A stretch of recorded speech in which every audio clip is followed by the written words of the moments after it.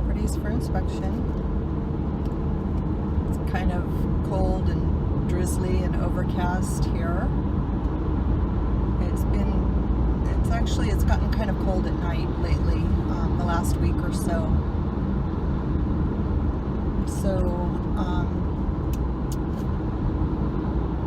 Not expecting a whole lot out of warmth today, and I should have worn something warmer, but I always get so hot while I'm walking around on the properties, so I guess damned if you do, damned if you don't.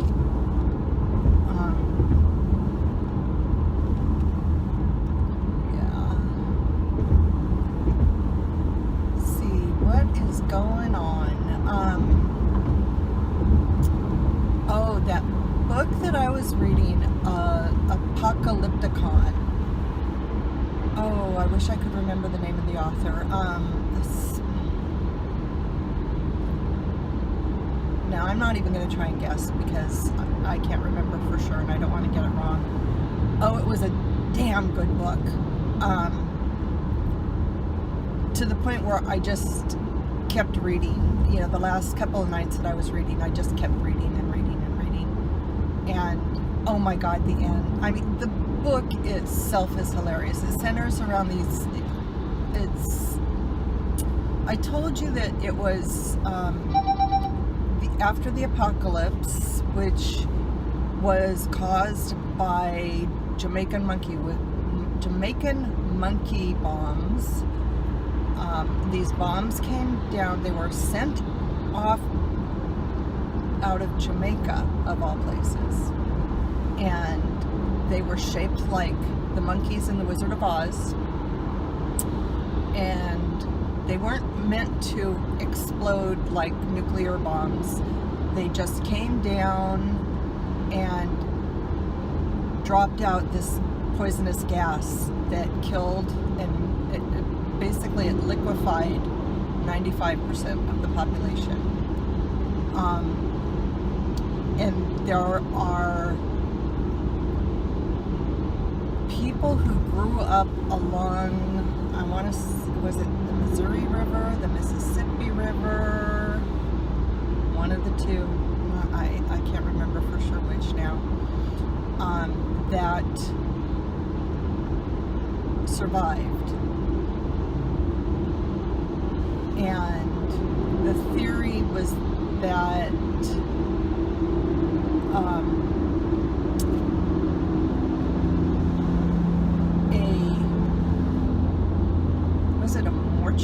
a large mortuary, a casket company or a mortuary or something like that was dumping body ashes into the river, so the people that lived along the river were actually consuming bodies, and that's why they stayed alive. I don't know, it was weird. They never came out with a reason why these people lived, and that was just like a theory that was there. And so basically it's, you know, and then there was a buffalo named Punch. But the main two, the heroes, the protagonists, whatever you want to call them, the main two characters in the story are Ben and Patrick. And Patrick he's an engineer, a mechanical engineer, and Ben, I don't know that they ever really said what Ben did before the apocalypse, but he had his degree in, I think they said what he had his degree, like liberal arts, or, you know, it was like a teacher or something. He was more of an artistic, theoretical type of person, whereas Patrick was more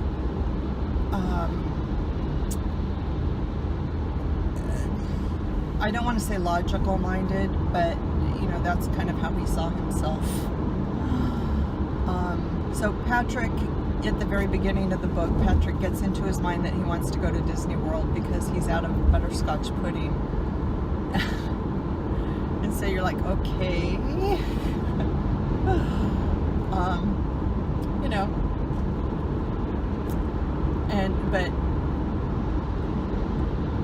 he goes running to Ben's apartment, and the very first thing in the book is like this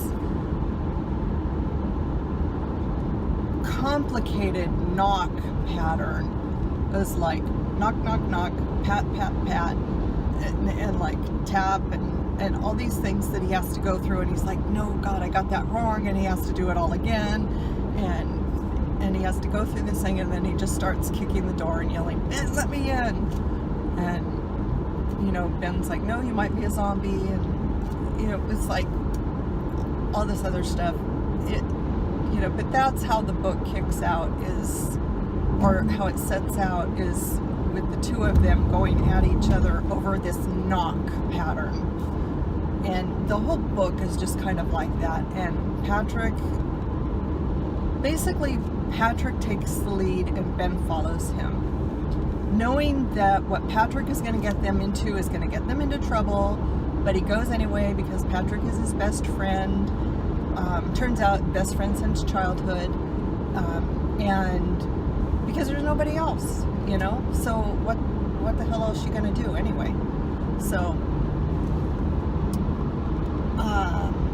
and it's like this massive journey from Chicago to Disney World, and all the things they get into, and they find an oracle, and she tells them, you're going to see the Running Man, or she tells Patrick, you're going to see the Running Man and the Ubustu, there's some Ubuntu, or I can't remember the word she used, something or other, Tim, and the not invisible man, the hidden man. She gives him like 7 different people that he's going to come across, and they actually find that they're starting to come across these people. You know, Patrick is like, yeah, whatever, lady, and you know, thinks that she's a little wacko and doesn't really pay a whole lot of attention to her, but he writes down all the names in his notebook anyway. And then they start coming across all these people, and you know, they figure out who everybody is. And one thing he's always telling Ben is, when you write my biography, and I'm betting in the second, it's supposed to be a trilogy, but there are only 2 books out right now, and so I'm betting in the 2nd or 3rd book he's going to write a biography, or this is the biography, and by the end of the 3rd book, this is what he's written. Paunch, oh God, Paunch was so fantastic. Paunch is the buffalo, and then there's the Spirit of Illinois. It's just really this. I'm not much for apocalyptic or zombie, and there weren't really zombies in it, but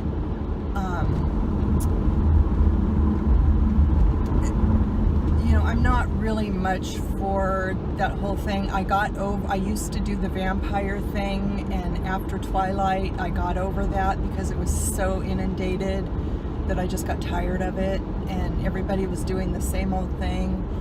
And I've read a couple of other apocalyptic books that I've liked, but I like it when they infuse the comedy. I don't like just the drama and the adventure stuff. I watched the first 3 seasons, I think, of iZombie,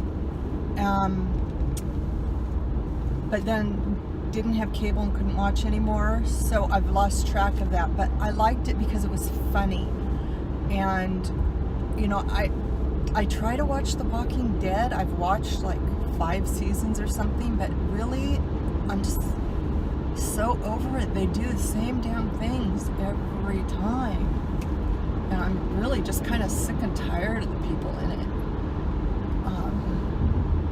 You know, when you find yourself cheering because one of the lead characters died, that's bad. But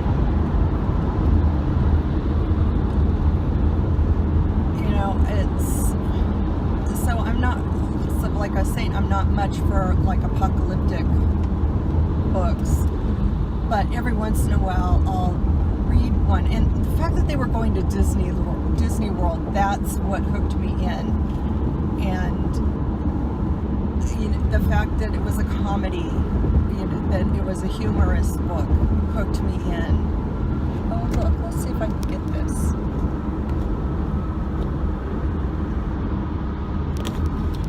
I'm not sure if that will show up, but that is our zip car. That creates an extra lane of traffic in the morning for all the traffic heading out into the city, and then they do the opposite at night, going back that way. They'll hook it up again so the cars going home have an extra lane of traffic. Instead of just doing a diamond lane, they create this whole block lane, which is just crazy. I think we are the only place in the United States that has one of those now, because it broke down a few years ago and trapped a whole bunch of people in the lane and created a basically standstill traffic on the freeway, and nobody could get on or off the freeway, and people didn't get home until after midnight, and they had to have somebody fly out from the mainland with a part for the truck to repair it. And yet they're still investing money in this damn thing instead of just doing diamond lanes. I don't get it. It's like this state wants to just spend money and spend money and spend money no matter what. They'll spend it on the craziest things instead of trying to alleviate the homeless problem or fix the roads, rather than, it's like, why not repair the roads and make them smoother, and instead they're trying to do that stupid thing. Anyway, that's my rant. Not much of one, but it was one. So back to the book. So the book was it was hilarious, and it was free on Amazon, of course, because all the books I read are free. And I'll put the link down below. I'm not sure if it's still free, but check it out. The second book is not free, so I will not be reading that. I did put it on my Amazon list so that if it does come up, I'll be able to get it. I also joined the author's webpage so that if he does a mail out with a free book, then I'll be able to get that. Because I really liked his writing. The writing was smooth. It was expressive. He could tell a story. I picked another book up a couple of weeks ago thinking this story sounds so good. It was about somebody on a bus that was killing people, and they had to figure out who on the bus it was, and that just seemed so intriguing to me, and the writing was just so blunt that I couldn't get a story out of it. The sentences, I don't think there was a sentence longer than 8 or 10 words, and I don't know, I just it just didn't do anything for me. It would just be like blah blah blah period, blah blah blah period, and there was no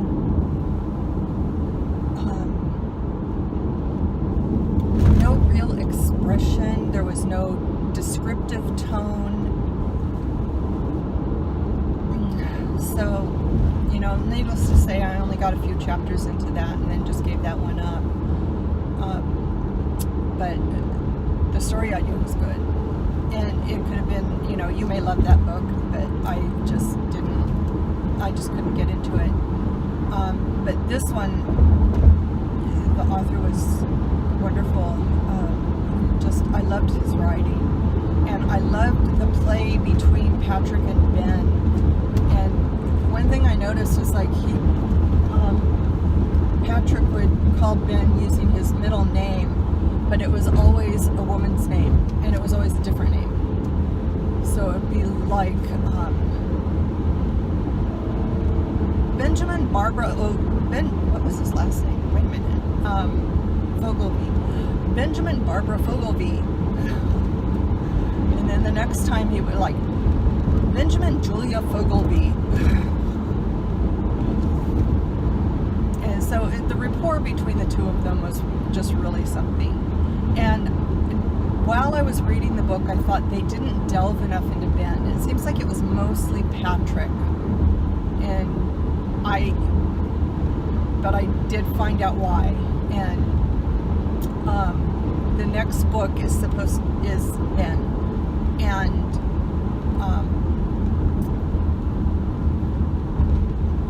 I guess the next book goes back to the train. There's a train that runs.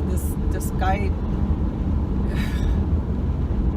guy took over an Amtrak train, and just does this run of supplies that he goes back and forth on.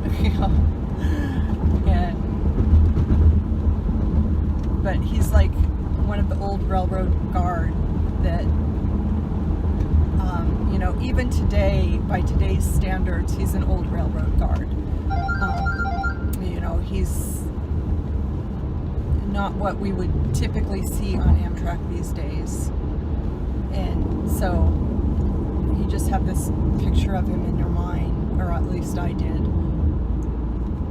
And I've ridden Amtrak a few times in California and Oregon and, the West Coast.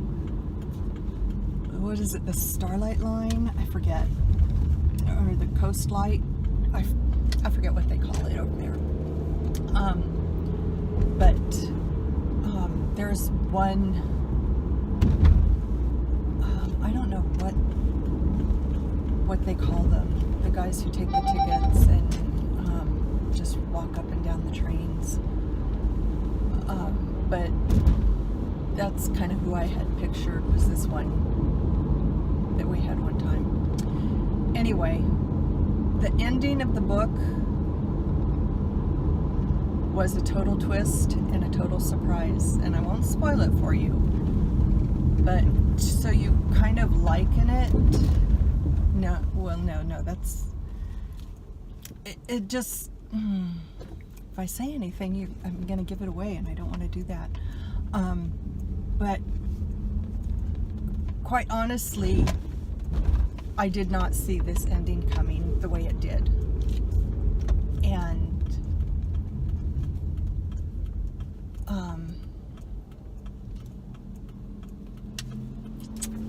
yeah, so it was a good ending. It was it was a good book. It was, I highly recommend this book. If I were giving 5 stars, I would give it 5 stars. Even if you don't normally read this type of book, because I don't, and gotta find a place to park. Dang. And so,